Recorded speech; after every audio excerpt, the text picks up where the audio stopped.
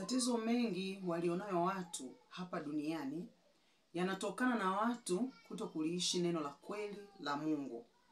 Anasema apandaye kwa mwili atavuna uharibifu. Kupanda ni namna ya kutenda. Unapotenda ni namna yako ya kupanda. Unatenda matendo mabaya, kwa hiyo pale unakuwa unapanda vitu vibaya kwenye maisha yako. Na mbegu yoyote ambayo mwanadamu anaipanda, manake lazima ujue kuna matokeo ya ile mbegu uliyoipanda. Alafu anasema apandaye kwa roho atavuna uzima wa milele. Kwa kupanda kwa roho ni kutenda kwa roho. Na kutenda kwa roho ni kuishi kwa roho.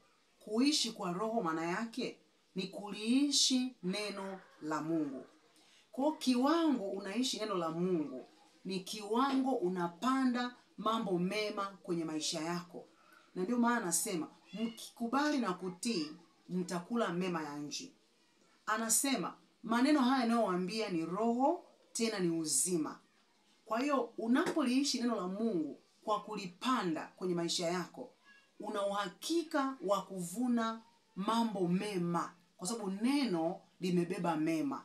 Ndio maana apandaye kwa roho. Kupanda kwa roho ni kuliishi neno la kweli la Mungu.